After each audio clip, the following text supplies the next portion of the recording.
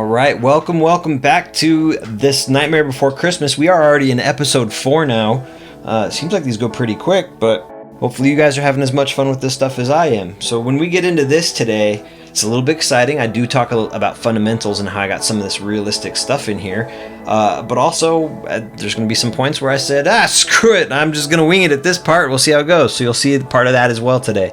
All right, so as we jump right into it, I'm going to start off with the hill. When we look at this hill, we know it's black. At least if you're a fan of the show, you know that almost everything in here is actually black. So I wanted to retain that form, but we also needed to show that this wasn't just a black mound. I wanted some depth to it. So what better way than to use lighting? So I pretended like the moon was shining right on that bad boy, and you catch just these purple edges. So it looks like the sky is reflecting. Even though it is cartoonish, I do want to implement realistic values and realistic things within this. So this painting overall really did challenge me, and it pushed me out of my box a lot. A lot of people don't know, but I drew them a lot of my life, but this is one of the first, not first paintings, but easily probably one of the first 10 paintings that I've done completed all the way through. So there was some learning to do with this, but I think it all came out really great, and I can't wait to actually get better and show you guys how I progress throughout all of this.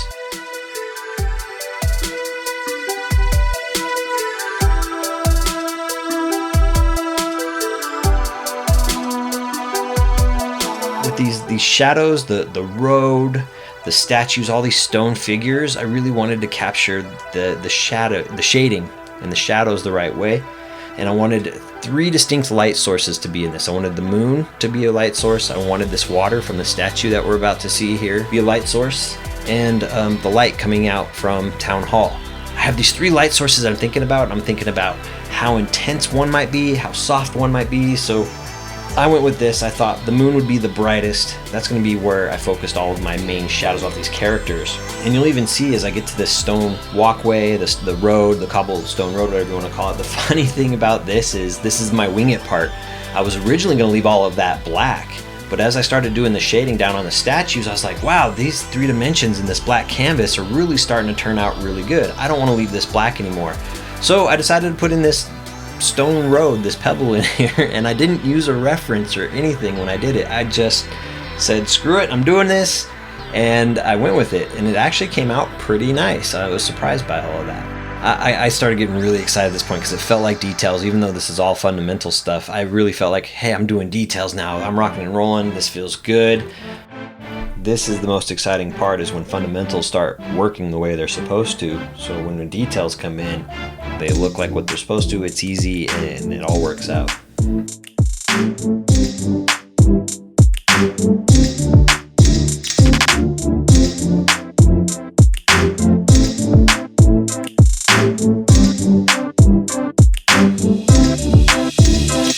So with the statue part, I'm adding and I'm playing with it a lot. I'm going back and forth with where I feel the green light might hit it, so I put a little bit lighter gray, or the moon might hit it and I put a little bit lighter gray, and I go back and forth and just kind of use my natural eye to figure out what we could do to make this thing look 3-dimensional.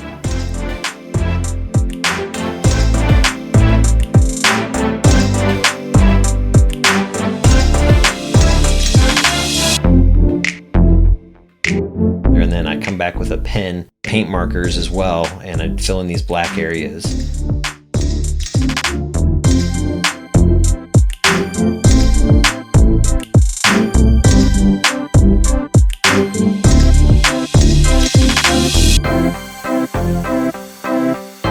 And then I'm looking at the teeth right now when I put these in. This is a trick I learned from actually painting on shoes. When you have such dark backgrounds like that, you can just do whatever color it is that you want and add little dots to it, and all of a sudden it just makes sense, and you can see the depth within his mouth. That was the whole point of that, but it's just black on white contrast. It's pretty simple, but it's kind of funny it worked out that way.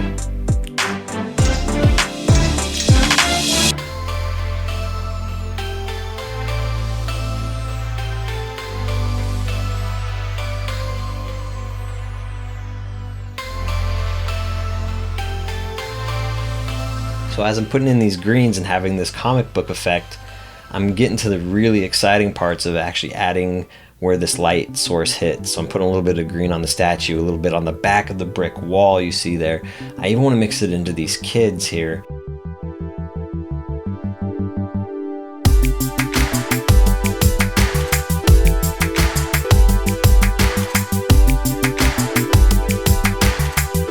Okay, now I don't want these kids to be in the forefront.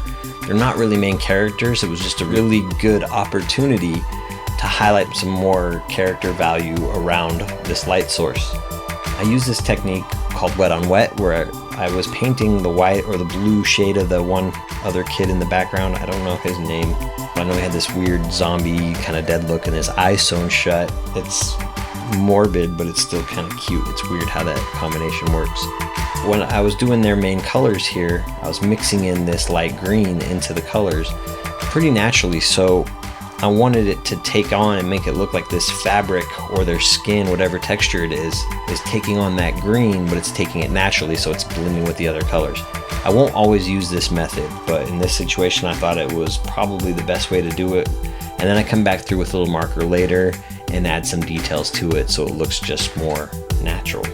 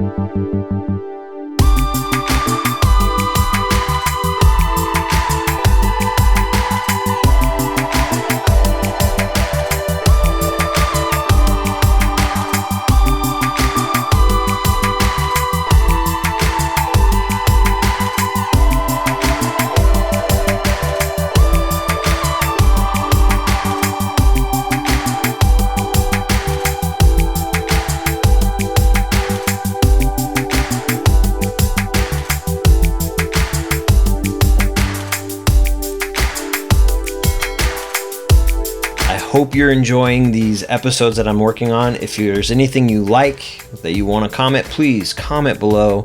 Don't forget to like, subscribe, and share if this is something that you're into. Please, somebody else might be into it as well. Share the love. We thank you so much for tuning in, and we'll see you on the next episode. Take care. I'm out.